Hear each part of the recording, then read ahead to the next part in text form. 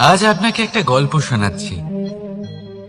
একদিন এক ব্যক্তি নিজের দ্বারে লিখে দিলেন, আজ আমি ভীষণ দুঃখী, আজ আমার সাথে কেউ দেখা করতে আসবেন না।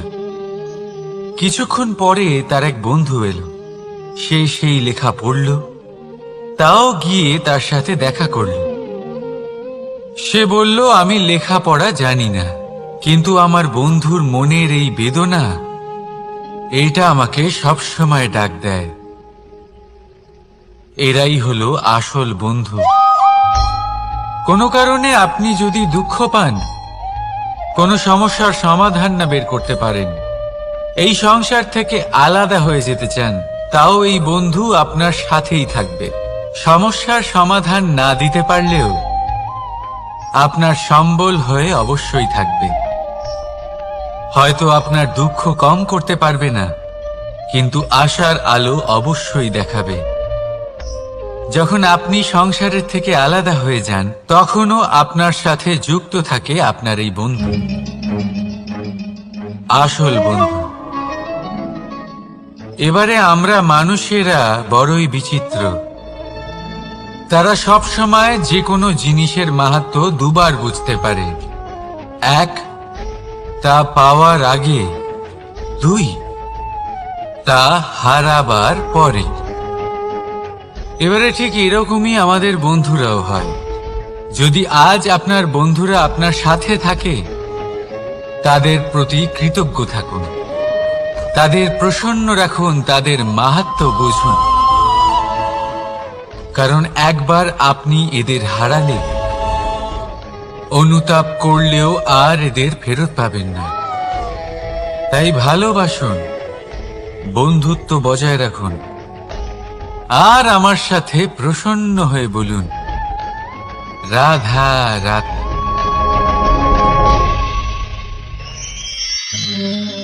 আমাদের মধ্যে বহু মানুষ মাঝে মাঝে নিজেকে অকর্মণ্য মনে করি। ভেবে নিই যে এত চেষ্টা করার পরেও কিছুই পেলাম না, আর হয়তো পরেও কিছুই পাব না।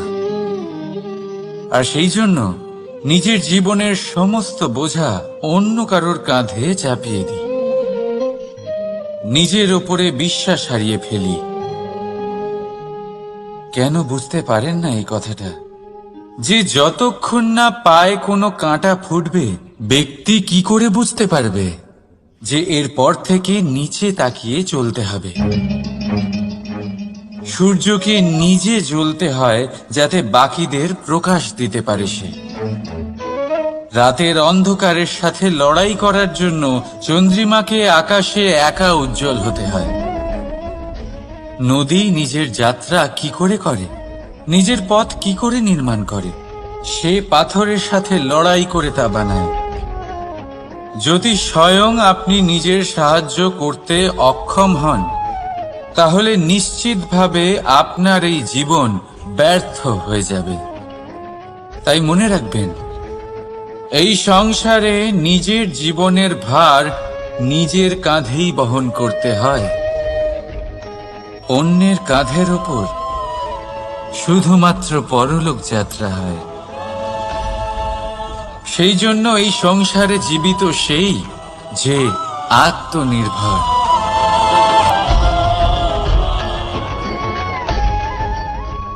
রাধা রাধা। সময়, কথায় বলে সময়ের পূর্বে কিছুই হয় না। প্রতিটা ঘটনার একটা সময় থাকে।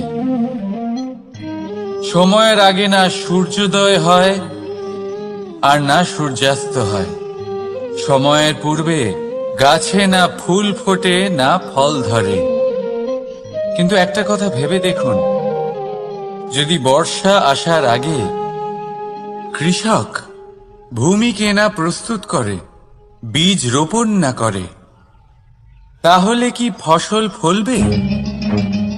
যদি কোনো যোদ্ধা যুদ্ধের পূর্বে নিজের অস্ত্রের ধার না দেয়, তাহলে সে যুদ্ধ কি করে লড়বে? এর মানে এটাই হলো যে সময় আপনার যখন আসার তখন অবশ্যই আসবে, কিন্তু ততক্ষণ এটাও গুরুত্বপূর্ণ যে আপনি নিজেকে তার জন্য তৈরি রাখুন। কারণ এই সুযোগ, এই কথাটা শুনতে যত ছোট, এটা আসেও ততটা কম সময়ের জন্য, তারপর চলেও যায়। এবার যদি সুযোগ আপনার হাতে আসে আর আপনি তার জন্য তৈরি না থাকেন, তাহলে আপনি সাফল্য কি করে পাবেন? তাই আপনি সঠিক সময়ের জন্য অপেক্ষা করুন, সেই সুযোগের জন্য অপেক্ষা করুন, কিন্তু ততক্ষণ নিজের চেষ্টার দ্বারা নিজেকে আরো সক্ষম করে তুলুন। কারণ সাফল্য আপনার জন্য অপেক্ষা করছে, শুধু আপনি তার জন্য তৈরি থাকুন। রাধা রাধা। কথা মানুষের পাওয়া সবচেয়ে অদ্ভুত উপহার। এই কথাই মানুষকে এই সংসারের সমস্ত প্রাণীর থেকে ভিন্ন করে তোলে, সংসারের সবচেয়ে উপরে নিয়ে যায়। এই কথার কারণেই আমরা একে অপরের সাথে ভাব আদান প্রদান করি। আমি আমার মনের ভাবনা অন্য কাউকে ব্যক্ত করতে পারি, অন্য কেউ তাদের ভাবনা আমাকে ব্যক্ত করতে পারে। এই কথাই আমাদের সবচেয়ে বড় ঢাল। এবারে দেখুন, আপনি নিশ্চয়ই লক্ষ্য করেছেন, কারোর কথা মধুর হলে লোকে তাকে ভালোবাসে, তাকে নিজের বন্ধু বানায়। সেইভাবেই যদি কারোর কথা কঠোর হয়, তাহলে লোকে তাকে ঘৃণা করে, তাকে নিজের শত্রু মনে করে। এই কথাই ভাষা হয়ে আমাদের ইতিহাস রচনা করে। তবে আমরা কি সত্যি বাণীর বিষয়ে অতটাই ভাবি যতটা আমাদের ভাবা উচিত? ভেবে দেখুন, মানুষের কথা বলতে শিখতে কত সময় লাগে। কোনো বালক 1.5 বছর বয়সে কথা বলতে শেখে, কেউ 2 বছরে, কেউ 3। এবার দেখুন, মানুষ 1.5 বছর বয়সে কথা বলতে শিখে গেলেও তার কি বলা উচিত এটা সারা জীবনেও শিখতে পারে না। এর উপরে মনোনিবেশ করুন, এটা বোঝবার চেষ্টা করুন কি বলা উচিত। নিজের কথা শুদ্ধ করুন, নিজের কথা মধুর করুন, আর সেই মধুরতার সাথে আমার সঙ্গে বলুন, রাধা রাধা। এই লক্ষ্য আসলে কি? এই লক্ষ্য তাই যা আমরা পেতে চাই। এই সংসারে সুখী কে হয়? সুখী সেই যে তার লক্ষ্য পেয়ে গেছে। দুঃখী কে হয়? দুঃখী সেই যে তার লক্ষ্য এখনো পায়নি।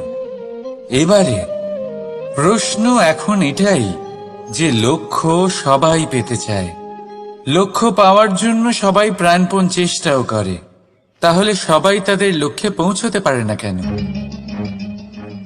ঠিক আছে, কোথাও না কোথাও কিছু না কিছু কমতি থেকেই যায়, যাই বাধা থাক। আজকে আমি আপনাকে একটা উপায় বলবো এই লক্ষ্য পাওয়ার জন্য। একটা কাগজ নিন, তাতে একটা চিহ্ন বানান, সেটাই হবে আপনার লক্ষ্য। এবারে সেই লক্ষ্যে পৌঁছানোর একটা পথ বানান। এবারে এই যাত্রাকে ভিন্ন ভিন্ন ভাগে বিভাজন করে দিন। এবারে এটা হলো আপনার পরিকল্পনা। এবার এই পরিকল্পনা ক্রমানুসারে আপনি পালন করতে থাকুন, এটাই হবে আপনার চেষ্টা। এবার এইভাবে যদি আপনি চেষ্টা করতে থাকেন, যাই আপনার কল্পনা হোক না কেন তা বাস্তব অবশ্যই হবে। তাহলে এই কল্পনাকে বাস্তবে রূপান্তরিত করুন। এইভাবেই নিজের পরিকল্পনা পালন করতে থাকুন। আপনার যাই কল্পনা থাকুক বা যাই লক্ষ্য থাকুক, তা বাস্তবে পরিণত হয়ে আপনার হাতে অবশ্যই আসবে। রাধা রাধা। বাবার এক মিত্র ছিলেন, বড়ই দুঃখী ছিলেন, বিপদে পড়েছিলেন। কি করবেন? ব্যবসা ভালোভাবে চলছিল না, বাড়িতে শান্তি ছিল না, সমস্ত জায়গায় ক্ষতি হচ্ছিল। তাই উনি একজন জ্যোতিষীকে দেখালেন। জ্যোতিষী বললেন, আপনার যে বাড়ি আছে সেটা আপনার জন্য অশুভ, আপনার এই বাড়ি পাল্টে ফেলুন। উনি বাড়ি পাল্টে ফেললেন, তবুও ওনার সমস্যার সমাধান হলো না।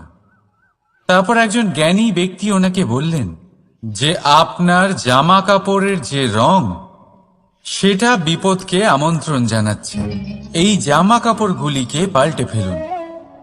উনি সেগুলো পাল্টে ফেললেন, তাও সমস্যার সমাধান হলো না। আবার একজন জ্ঞানী ব্যক্তি বললেন যে আপনার আশেপাশে যে মানুষজন রয়েছে তারা এটা চায় না যে আপনি সফল হন, তারা আপনার ক্ষতি চায়, তাদের সাথে সমস্ত সম্পর্ক ভেঙে ফেলুন।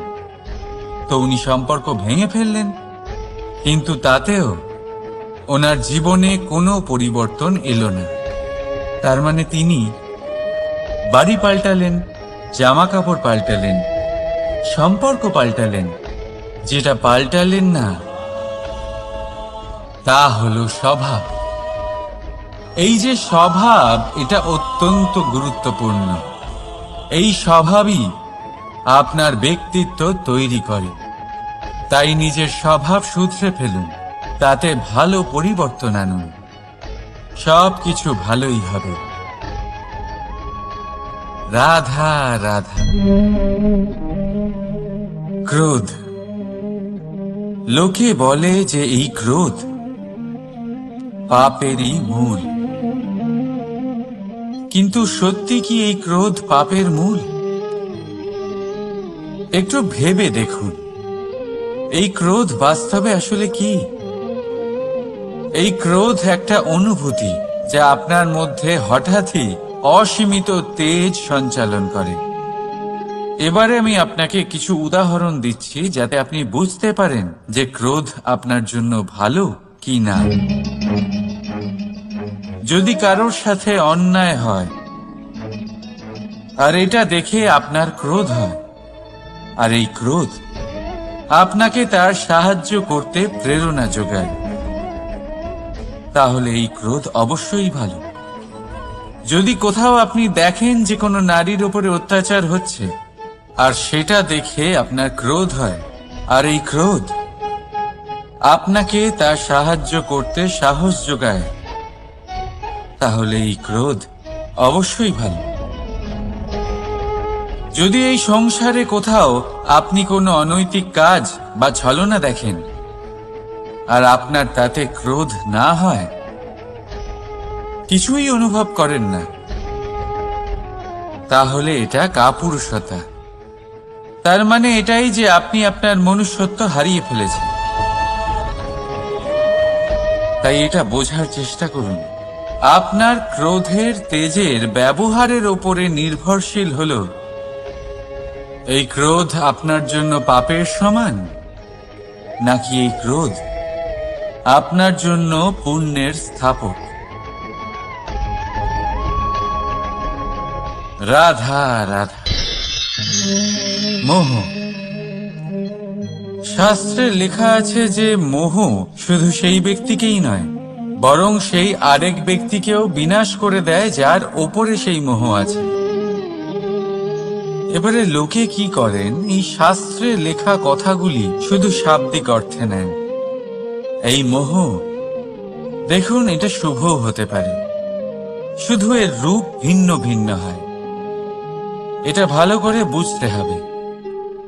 এবারে মোহ যদি কোনো বস্তুর উপরে থাকে তাহলে তা লালসা হয়ে যায়। মোহ কোনো বিশেষ ব্যক্তির উপরে হয়ে গেলে তা প্রেম নয়, আকর্ষণ হয়ে যায়। মোহ কোনো চাহিদার উপরে হয়ে গেলে তা বাসনা হয়ে যায়। মোহ বিজয়ের উপরে হয়ে গেলে তা কুণ্ঠা হয়ে যায়। মোহ নিজের সংস্কৃতির উপরে হলে আপনাকে সংস্কৃতির রক্ষক বানায়। যদি এই মোহ নিজের গুণের উপরে হয় তাহলে সেই শিল্প দ্বারা আপনি এই সংসারে অদ্ভুত সব কাজ করতে পারবেন। এবারে এটা আপনার উপরে নির্ভরশীল যে এই মোহকে আপনি সৃজনের আধার বানাতে চাইবেন, নাকি বিনাশের অস্ত্র বানাতে চাইবেন? ভেবে দেখুন, সিদ্ধান্ত আপনার। রাধা রাধা। অভিমান, আত্মসম্মান, অহংকার, দেখতে গেলে এই তিনটি শব্দ ভিন্ন ভিন্ন, কিন্তু এর মূল আধার একই, আত্মসম্মান। এবার যদি কথা বলি আপনার শরীরের, আপনার সংস্কৃতির, আপনার সম্পর্কের, তাহলে অভিমান থাকা স্বাভাবিক। এবার যদি কথা বলি আপনার ব্যক্তিত্ব নিয়ে, আপনার আদর্শ নিয়ে, আপনার বিচারধারা নিয়ে, তাহলে আত্মসম্মান হলো একটা গুণ। যদি এইভাবে বলা হয় যে আমি এই কার্য কারোর সাহায্য ছাড়া, সহযোগিতা ছাড়াও করতে পারি, তাহলে এটা আত্মসম্মান, আর এটা সঠিক।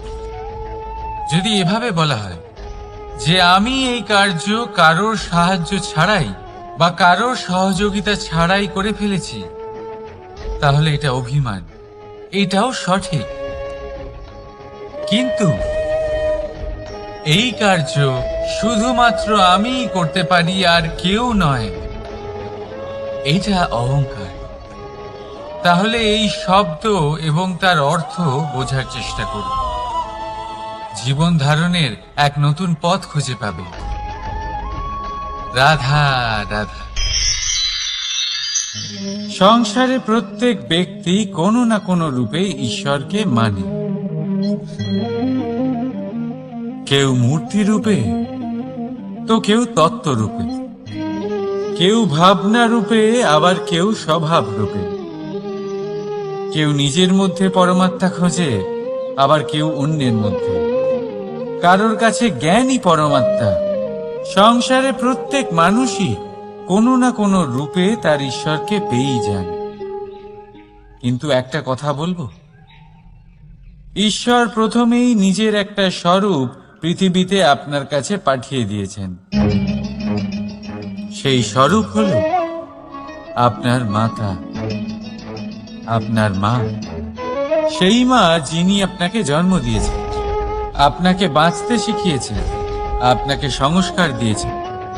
যদি আপনি কখনো কোনো অনুচিত পথে অগ্রসর হয়েছেন, তখন তিরস্কার করে আপনাকে সঠিক পথে এনেছেন। যদি আপনি এই সংসারে অসফল হয়েছেন, তখন তার আঁচলের উষ্ণতা দিয়ে আপনাকে আশ্বাস জুগিয়েছেন। সেই সমস্ত কাজ করেন এই মা, যা ঈশ্বরও করেন। সেই জন্য মনে রাখবেন যে এই সংসারে আপনার সবচেয়ে প্রথম ঈশ্বর যদি কেউ থাকে, তাহলে তা আপনার মা। প্রত্যেক প্রতিমাতে ঈশ্বর নাই থাকতে পারে, কিন্তু প্রত্যেক মায়ের মধ্যে ঈশ্বর অবশ্যই থাকে। রাধা রাধা। আপনি নিশ্চয়ই দেখে থাকবেন যে প্রদীপের নিচে অন্ধকার থাকে। যে প্রদীপ সংসারকে আলোকিত করে, সেই প্রদীপের নিচেই অন্ধকার। এবারে অনেক মানুষ আছে যারা এই বিষয়টা এইভাবে দেখে যে ব্যক্তি নিজের সমস্যার সমাধান করতে পারে না, আর গোটা সংসারকে উপদেশ দেয়। কিন্তু এইটা দেখার আরো একটা দৃষ্টিভঙ্গি আছে, আর সেটা হচ্ছে যে স্বয়ং জ্বলে সংসারকে আলোকিত শুধু সেই করতে পারে যা রাধার বড়ই শীতল হয়। এই সংসারের পথপ্রদর্শক সেই হতে পারে, এই সংসারকে দিশা সেই দেখাতে পারে যার মধ্যে সন্তোষ আর ধৈর্য শক্তি আছে।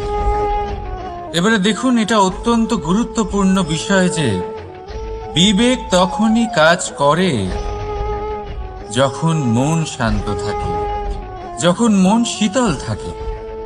তাই যদি আপনি এই জীবনে কোনো বড় কর্ম করতে চান, তাহলে সর্বপ্রথম আপনার এই মনকে, এই বিবেককে, এই হৃদয়কে, এই আধারকে, এই ভূমিকে শীতল রাখতে শিখুন। ধৈর্য ধরুন। সংসারে এমন কিছু নেই যা আপনি করতে পারবেন না। রাধা রাধা। এই প্রদীপ দেখতে পাচ্ছেন আপনি, নিজেও জ্বলে আর এই বাতিকেও জ্বালিয়ে রাখে, আর এই সংসারকে প্রদান করে প্রকাশ। অন্ধকারাচ্ছন্ন ব্যক্তিকে প্রদান করে আশার আলো। কিন্তু এটা কখনো ভাবে না যে সেই মাটি কেমন হবে যা দিয়ে এটা তৈরি করা হয়েছে, সেই কুমোর কেমন হবে যে একে আকার দিয়েছে। ভাবে না যে একে কিনেছে তার বাড়ি কেমন হবে, তা কতটা সুসজ্জিত। কিচ্ছু নয়, শুধু এই সংসারকে প্রকাশ প্রদান করে। আর হয়তো সেই জন্যই প্রদীপকে এত ভালোবাসা হয়। সে নিজের বা অন্যের বাড়ি দেখে কখনোই জ্বলে না, সে জ্বলে শুধু অন্ধকারের সাথে লড়াই করতে। তাই আপনিও নিজের ব্যবহার এই প্রদীপের মতো করে তুলুন। নিজের পরিচয় সরিয়ে নিঃস্বার্থভাবে কর্ম করে যান, আর নিজের জন্য এক নতুন, এক বিশাল, এক অদ্ভুত পরিচয় তৈরি করুন। রাধা রাধা। এই সংসারে প্রত্যেক ব্যক্তি বড় কিছু করতে চায়, এমন কিছু যা এই সংসারে কেউ আগে কখনো করেনি। এমন জায়গায় পৌঁছতে চায় যেখানে এর আগে কেউ কখনো পৌঁছতে পারেনি, আর কেউ এতে সফলতা অর্জন করে। কিন্তু কিছু মানুষ অসফল হয় কেন? এটাই আমার প্রশ্ন। না তো তাদের ইচ্ছেতে কোনো কমতি থাকে, না কমতি থাকে তাদের চেষ্টায়। তাহলে কেন এরা পিছিয়ে পড়ে? এর উত্তর বড়ই সরল। এই সংসার আপনাদের বলি কিভাবে। আপনারা সকলে সংসারে মহান কাজ করতে চান, সেই মান, সেই সম্মান পেতে চান যা এর আগে কেউ কখনো পায়নি। কিন্তু আপনার সমস্যা এটাও যে এই কাজে সংসার আপনার সাথে থাকছে না। বড়ই অদ্ভুত ব্যাপার। দেখুন, ভুলে যান গোটা সংসারকে, জীবনে একা একা এগিয়ে চলুন। গঙ্গোত্রী থেকে যখন একটি জলের ফোঁটা বেরোয় তখন সেটা শুধু এক বিন্দু জল। তারপরে যখন সে তার যাত্রা শুরু করে অন্য জলের ফোঁটার সাথে মিশে, তখন সে স্রোতে পরিণত হয়, গঙ্গাতে পরিণত হয়। যদি আপনি জীবনে এগোতে চান তাহলে একলা এগোতে শিখুন, নির্ভীক হয়ে, সাহসের সাথে, ধনাত্মক চিন্তা নিয়ে জীবনে এগিয়ে চলুন, একা এগিয়ে চলুন। আর দেখবেন সেই মান, সেই সম্মান আপনার জন্যই অপেক্ষা করে আছে। রাধা রাধা। কর্ম। মানুষ সর্বদা কর্ম করতে থাকে, আর এই কর্মের জন্যই সে মান, সম্মান, ধন, প্রতিষ্ঠা লাভ করে। এবার মানুষ সবসময় চেষ্টা করে যাতে সে ভালো কর্ম করে যায়। তাহলে আপনাকে বলি, শুধু ভালো কর্ম করাই আবশ্যক নয়, তার থেকে বেশি জরুরি হলো এই খারাপ কর্মকে বোঝা আর তার থেকে দূরে থাকা। কারণ যখনই আপনি কোনো সঠিক কাজ করেন বা ভালো কাজ করেন, কেউ তা মনে রাখে না। কিন্তু এই সংসারে বিষয়টা হলো এরকম, আপনি একটা খারাপ কর্ম করুন আর সেটা সবার মনে থাকে। এই খারাপ কর্ম কাজলের এক কৌটোর মতো হয়, আপনি যতই চেষ্টা করুন বাঁচিয়ে ব্যবহার করার, কিন্তু এই কালিমা কোথাও না কোথাও অবশ্যই লেগে থাকে। সেই জন্য জীবনে ভালো কর্ম অবশ্যই করুন, কিন্তু তার থেকেও বেশি জরুরি হলো এই খারাপ কর্মের থেকে দূরত্ব বজায় রাখা। আর এটা অবশ্যই করব। রাধা রাধা। সংসারে সমস্ত জায়গায় এই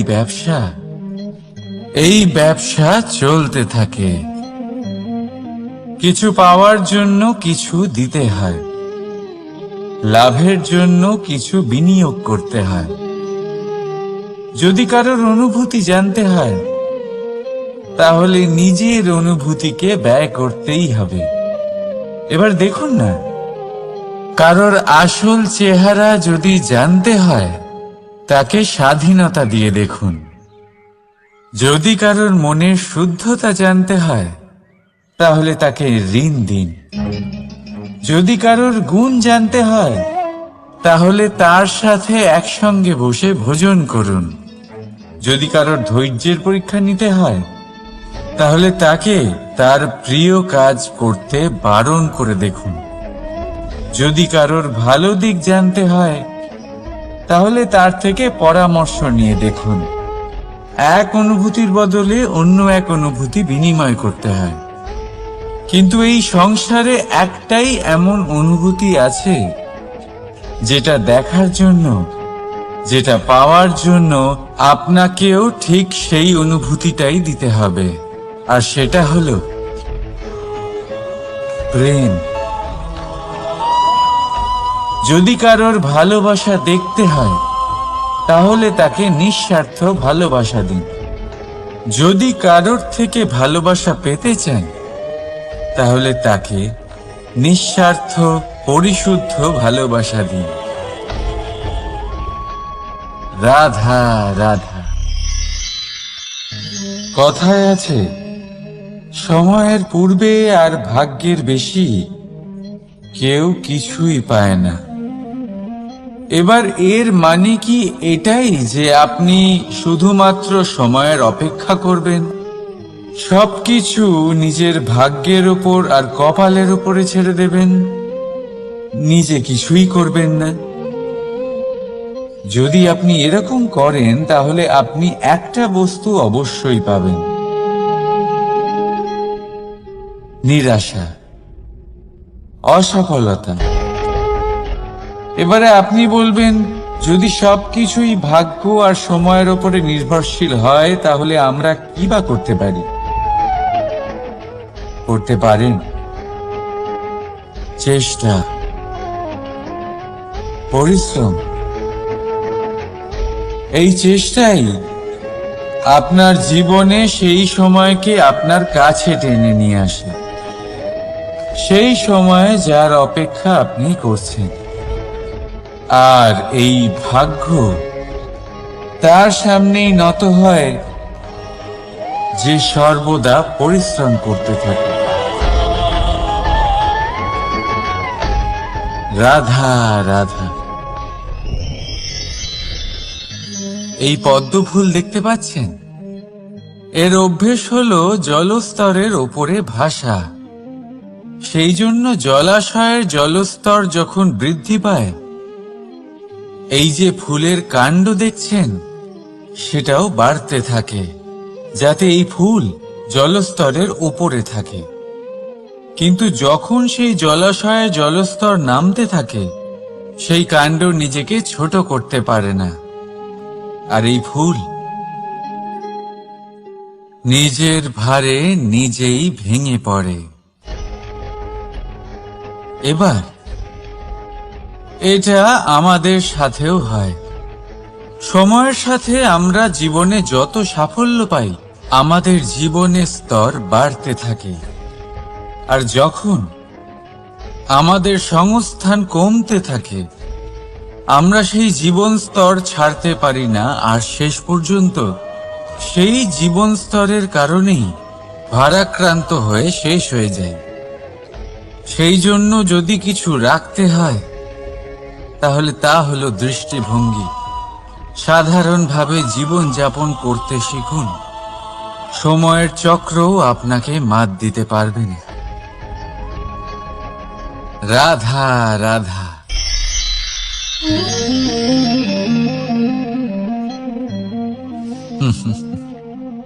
সময়, এই সময় না কোনো ব্যক্তি, না জীব, না বস্তু, তাও সময় জীবিত থাকে। এই সময়ে না জল, না অগ্নি, আর না বায়ু, কিন্তু তাও আমাদের জীবনের আধার এই সময়। দেখতে গেলে মানুষ এই সময়ের হাতের খেলনা। কখনো আমাদের সময় ভালো হয়, আবার কখনো খারাপ।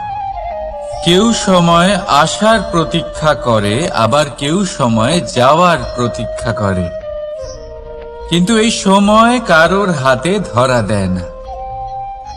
এই সময় যা কেউ দেখতে পায় না, এটা সবাইকে সবকিছু দেখিয়ে যায়।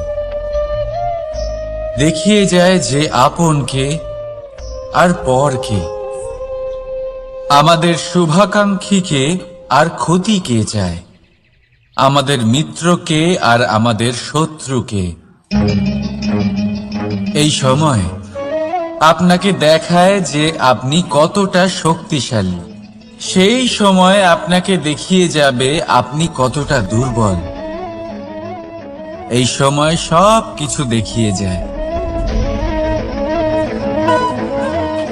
তাই এই সময় যা এতটা শক্তিশালী, তা আমরা নষ্ট কেন করি? ভেবে দেখুন। এবারে উঠুন আর এই সময়ের সম্পূর্ণ ব্যবহার করুন। এই সময়ের সদ্ব্যবহার করুন, কারণ এই সময়কে ব্যবহার করাটাই আপনার হাতে রয়েছে, আর কিচ্ছু না।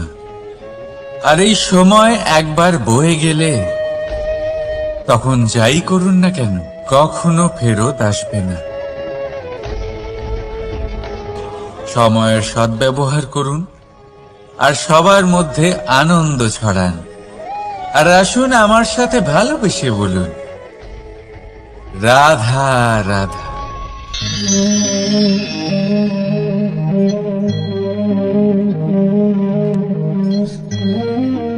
এই জল দেখতে পাচ্ছেন আপনি? এটা ঘোলা জল, এতে ময়লা মিশে আছে। কিন্তু যদি আপনি এটা কিছুক্ষণ এমনি ফেলে রাখেন, তাহলে দেখবেন এই ময়লা আপনা থেকেই নিচে থিতিয়ে পড়বে। কিন্তু এই পাত্রটা নাড়াতে থাকলে এমনটা হবে না। শান্ত ছেড়ে দেবেন, তবেই এই ময়লা নিজেই নিচে চলে যাবে। ঠিক সেইভাবেই যখন আমাদের জীবনে কোনো সমস্যা আসে, কোনো অশান্তির সৃষ্টি হয়, তখন উত্তেজিত হয়ে পড়লে, নিজের সংযম হারিয়ে ফেললে আমরা এর সমাধান পাব না। শান্ত থাকলে তখনই সমস্যার সমাধান পাব। তাই মনে রাখবেন, ধৈর্য আর সংযম দ্বারা শান্ত মনে বিচার করলে যত বড়ই সমস্যা হোক না কেন, তার সমাধান আপনি অবশ্যই পাবেন।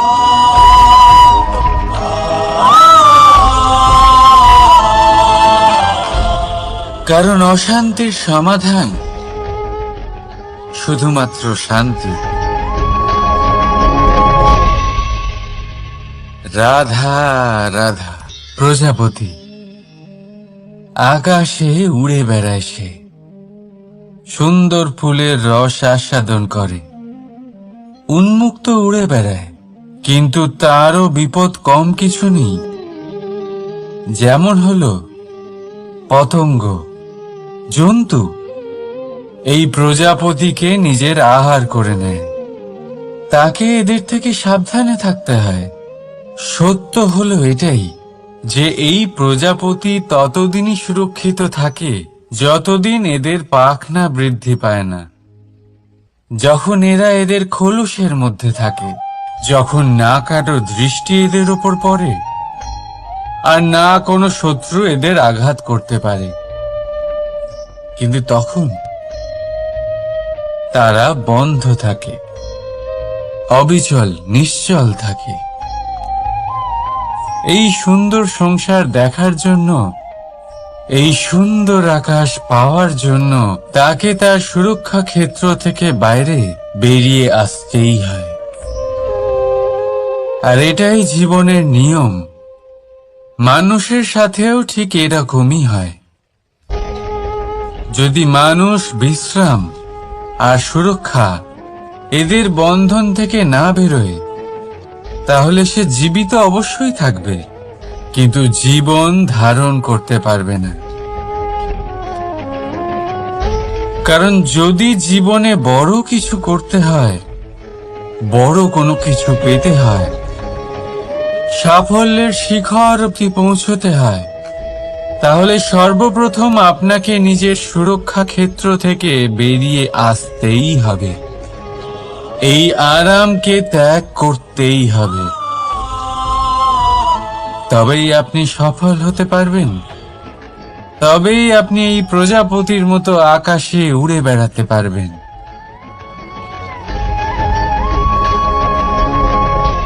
রাধা রাধা। কখনো ভেবে দেখেছেন আমরা জিহ্বার সাথে সাথে কান কেন পেয়েছি?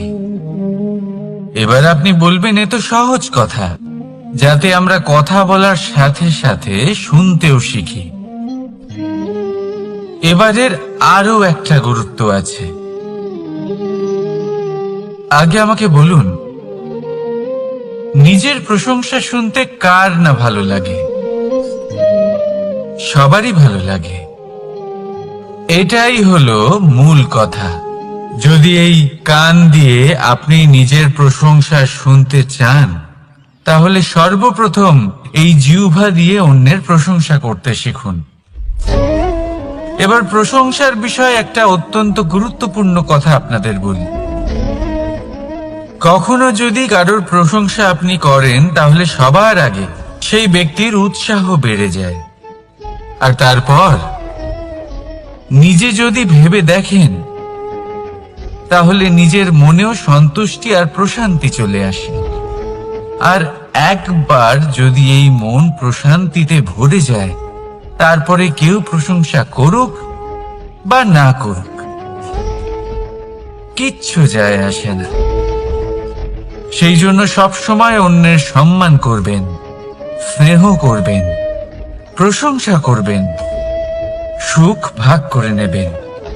যার মধ্যে যেটা ভালো আছে তা বলুন, তাকে মনে করান তিনিও ভালো, তার উৎসাহ বাড়িয়ে তুলুন। তিনি জীবনে সামনে এগোবেন, আর এই ব্রহ্মাণ্ড আপনাকে কখনো পিছিয়ে থাকতে দেবে না।